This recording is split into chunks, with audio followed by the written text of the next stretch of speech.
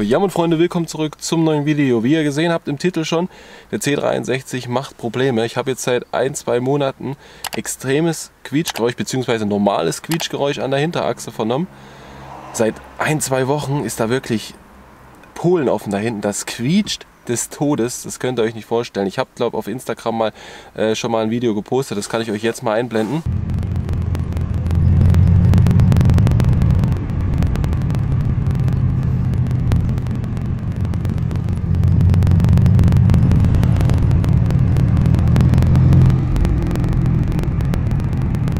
Da habt ihr das jetzt gesehen, wie das wirklich nervend am Quietschen ist. Und wenn man aufs Gas leicht tritt, dann quietscht es nochmal eine Ecke mehr. Also da kannst du dich echt nicht mehr auf dem Meckes-Parkplatz sehen lassen. Wirklich peinlich sein Urgroßvater. Und ich weiß absolut nicht, woran das liegt. Die Bremsbeläge sind im Dezember 2020 neu gekommen. Das heißt, die sind jetzt gerade mal 4 Monate alt. Also total neu. Die Scheiben waren noch nicht verschlissen. Das Auto generell ist eigentlich gut in Schuss, hat gerade mal 35.000 Kilometer drauf und das quietscht sich einen ab. Ich weiß nicht, ob das an der Kardanwelle liegt, an den Bremsen. Wahrscheinlich liegt es an den Bremsen, so wie das im Takt immer quietscht. Aber der Dio ist wieder mit dabei, wie ihr seht. Wir werden jetzt dann mal die Felgen abmontieren, den Bremssattel und mal drunter schauen. Vielleicht steckt da irgendwo ein Stein drin, was ich aber nicht glaube, weil das ist ja schon seit Monaten, da wäre der Stein safe irgendwann schon mal aus. Wir wissen es absolut nicht, vielleicht ist es wie gesagt an der Kardanwelle, an der Aufhängung hinten irgendwas. Wir schauen uns das Ganze mal an und da wollten wir euch einfach mitnehmen, weil der Zuspruch auf Instagram sehr groß war. Ihr wolltet wissen, was ist da los. Ein kleines Schraubervideo ist da, denke ich, auch ganz geil. Ja, ich habe mir jetzt endlich auch mal, hätte ich eigentlich mal eine Kooperation machen können mit, aber den habe ich selbst gekauft. Einen schönen Wagenheber, 113 € bei Amazon. Habe ich mir jetzt gegönnt. Damit haben wir das Ding mal hochgepumpt, da muss ich mir nicht immer Stein ausleihen. Und ja, wir haben hier schon mal die Kappe abgemacht und wollen jetzt das Rad als erstes mal lösen.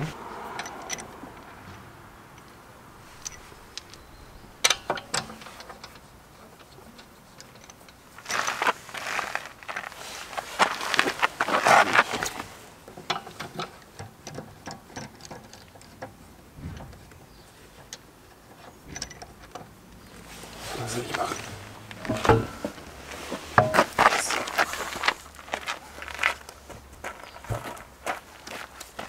Gut, Bremssattel haben wir jetzt hier. Jetzt müssen wir als erstes mal den Handbremsmotor zurückfahren. Das können wir ganz einfach hier im Service-Menü machen. Erste Stellung Zündung, Kilometereinheit, OK und Anruftaste gedrückt halten. So, dann kommen wir in den Bremsbelagwechsel. Jetzt Montagestellung zum Anfahren OK drücken. Jetzt hört ihr. Ja, der Motor komplett zurück. Das heißt, wir haben jetzt Platz, den Bremssattel abzumontieren. Und das werden wir jetzt machen. Die sind hier oben befestigt. Ne? Einmal, das ist relativ dunkel. Hier oben ist eine Schraube, die muss gelöst werden. Und an der Unterseite ist noch eine Schraube. Und dann können wir den ganzen Sattel schon abnehmen. Ne? Das können wir jetzt gleich mal machen. Und dann schauen wir mal, ob wir hier unten irgendwas sehen. Ich glaube, mit der Zange noch mal halb. Wir haben jetzt gemerkt, dass wir hier keinen passenden Schlüssel haben, deswegen halte ich das jetzt mit der Zange fest.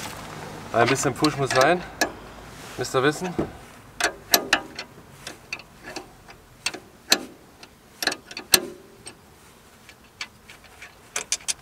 So, oben und die Unterseite noch.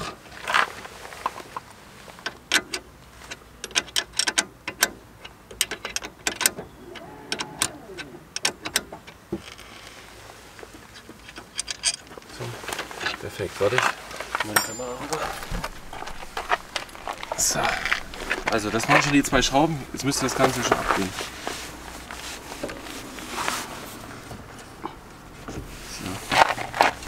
So. Einmal die Bremsstange. Also hier sehen wir die Bremsbeläge jetzt einmal außen. Das sieht ganz gut aus. Original Mercedes, wie ihr auch seht. Also beim letzten Service natürlich bei Mercedes gemacht wurden. Da wird hier nichts gepusht. Und wie schaut der aus? Was sagt der Profi? Leicht rissig, aber eigentlich in Ordnung. Jetzt, weil ich kann da gar nichts erkennen, aber... Das ist ja hier die Rissandeutungen vom Hitzeeintrag, aber also das heißt, da ist mal ein bisschen heiß geworden. Die Bremse ist heiß geworden, aber ist kein Problem. Solange ist auch noch extrem viel drauf. Ne? Genau. Ich würde sagen, 75–80% hast du noch. Ja, geil. Wurde ja, wie gesagt, vor 4 Monaten gemacht. Das wird wahrscheinlich von den Burnouts kommen, Freunde. Aber ansonsten sieht ganz gut aus. Schauen wir noch mal innen rein. Ach du Scheiße. Ach du Scheiße, ich hab's gerade schon gesehen. Ach du Scheiße. Prima. So sollte es nicht aussehen. Ach du Scheiße, Junge. Also das erkennt, denke ich, auch ein Laie, dass das nicht so sein soll. Und wenn du guckst, der hat weniger Risse als der andere. Aber es trotzdem. Ja, aber warum? Also innen, wenn der Perm... Ach du Scheiße. Ach du Scheiße. Schlechte Qualität. Und Aber auch Original Mercedes, der Auch Original Mercedes. Hier, Mercedes-Stern, Ja, moin. THW, dasselbe wie drüben. DK. Und du siehst, der ist die ganze Zeit hoch und runter gerutscht. Du hast nämlich hier Das ist oben die Ausbuchtung hast du bei dem nicht. Der hört da flach hinten auf. Das ist das Metall vom... Ja, moin. Und hier geht er flach runter, der Bremsbelag. Und hier hat er sich einfach schon verformt in diese Form. Genau. Deswegen quietscht es auch weiter. Schleift dann oben die ganze Zeit, fängt an zu vibrieren, das Quietschen und... Der rutscht oben rein ins Metall. Genau. Und so länger du fährst, so heißer wird die Bremse und deswegen wird es auch von Fahrt zu Fahrt immer mehr. Ja, immer lauter, immer heißer. Ach du Scheiße, Digga. Siehst du, der hat dann auch schief gebremst. Hier oben ist die Kante von der Bremsscheibe, wo es eingelaufen ist hier hinten dran. Und die siehst du hier unten nicht. Weil da hat sich der hat sich leicht schräg gedrückt gehabt, bis an die Bremszange dran und dann hat sie wegen ganz gequietscht. Perfekt, Alter. Also ich weiß nicht, Mercedes, falls irgendjemand das sieht, ob es da Kulanz auf sowas gibt. Aber Junge, das ist ja lebensgefährlich, Alter. Stell mal vor, du trittst da rein bei 300 und hier fliegt dir irgendwas. Das Ding zerfliegt dir. Ja. Dann trittst du erstmal ins Leere. Gut, ich meine, hinten ist eh nicht so viel Bremskraft, aber... Ja doch, du merkst es im Bremsbelag, wenn der Belag sich auflöst in Einzelteile, du trittst ins Leere erstmal. Scheiße, wir werden noch mal die rechte Hinterachse runternehmen, ob da auch irgendwas ist, weil wir müssen einfach schauen. Wir müssen nachschauen. Am liebsten würde ich vorne auch noch mal schauen, weil wenn ich vorne bremse, quietscht das auch des Todes. Nicht, dass ich das alles noch löse. Nach vorne glaube ich nicht. Ja, du weißt nie, Junge. Nee, du weißt nicht, ja, aber vorne ist ja noch die alte drauf gewesen. Ja, wir werden jetzt mal die rechte Seite noch mal uns anschauen. Obwohl, hier sieht eigentlich die Scheibe auch besser aus, ne? Guck mal, wenn du die Scheibe dir so anguckst, mal so grob. Das sieht gleichmäßiger aus vom Bremsen. Die sieht irgendwie nicht so gefickt. Die sieht nicht so verschlissen und... Die sieht irgendwie, als hätte es schon ein bisschen mehr geschliffen. Gut, wir schauen uns jetzt mal die rechte Seite an.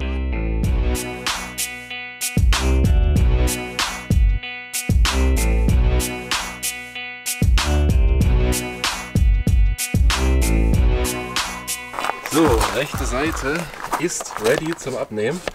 Sind wir mal gespannt, was hier drunter sich verbirgt. Na gut, ich habe gerade erfahren, dass ich die eh nur im 4er-Pack bestellen kann. Das heißt, wenn die Seite im Arsch ist, ist eigentlich dann auch egal. Ich dachte, ich kriege einen einzelnen Bremsbelag. Ja, moin, kriege ich auch nicht. Hier ist der Bremsbelagverschleißsensor. Ja. Das sieht schon ganz gut aus wieder, oder? Die sehen wieder gut aus, aber auch wieder Spannungsrisse. Aber das wäre aber nicht das Problem. Drauf, ne? So, innen sieht es auch gut aus. Noch kein Belag in der Hand. Ähnlich wie äußere Spannungsrisse. Aber nichts abgelöst. Nichts abgelöst, hier ist noch kein Spalt oder irgend sowas. Ich würde sagen Produktionsfehler. Das ist einfach die linke Seite des Produktionsfehler. Aber absolut. Gut, dann weiß ich schon mal, es hat auch so geklungen, wie wenn es halt komplett von innen kommt. Nicht von innen, von links. Ja, gut. Aber es ist schon mal nichts. Ich habe auch schon teilweise gedacht, dass das durch die Kälte gebrochen ist bei minus 15 Grad, dass das durch das Wasser vom Auto-Kärchen oder so, dass das festgebacken ist und gebrochen ist. Also, dass die hier in der Mitte gebrochen ist. Irgendwie sowas, ja. Aber das ist dann anscheinend echt ein absoluter Produktionsfehler gewesen, seitens Mercedes. Hätte ich verstanden, wären es ATE oder irgendwie sowas gewesen, ne? Zimmermann, keine Ahnung, was da noch alles gibt. Aber original Mercedes. Können wir noch mal gucken. Mercedes-Stern ist drauf. Belastend. Gut, dann bauen wir das wieder rein. Dann war das wahrscheinlich der Fehler, hoffe ich mal. Aber was anderes kann es eigentlich nicht sein. Das war der Fehler. Fehler. Kann eigentlich nur das gewesen sein. Können wir gleich wahrscheinlich noch mal reinhören bei einer kleinen Probefahrt. Mal schauen, ob er es dann macht. Aber wie gesagt, umso heißer es wird, umso mehr quietscht es. Wenn er noch kalt ist, dann geht es eigentlich noch. Ja, du hast ja das Instagram-Video, wo du es gut gehört hast. Da wird es auch noch mal gut. Bauen wir wieder zusammen und dann melde ich mich gleich wieder. So Jungs, mittlerweile 2 Tage später, ich melde mich wieder, denn es gibt Neuigkeiten. Ich wollte euch nur noch mal kurz zeigen, im Motorraum sieht man ganz schön hier auf der Liste, wurden nämlich die Bremsklötze hinten am 6. 11.20 erneuert. Deswegen war das ja umso ärgerlicher. Aber Garantieantrag wurde an Mercedes gestellt und der wurde auch genehmigt. Also war noch Garantie drauf auf die Bremsklötze. Die werden jetzt kostenfrei getauscht. Also hat das Ganze doch wenigstens ein positives Ende.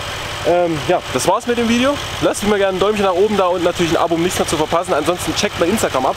Link in der Videobeschreibung und ich bringe jetzt den Wagen zu Benz. Bin nämlich gerade auf dem Schwung. Und dann kriegt er neue Bremsklötze und quietscht nicht mehr wie eine alte Ente. Ja, haut rein und ciao.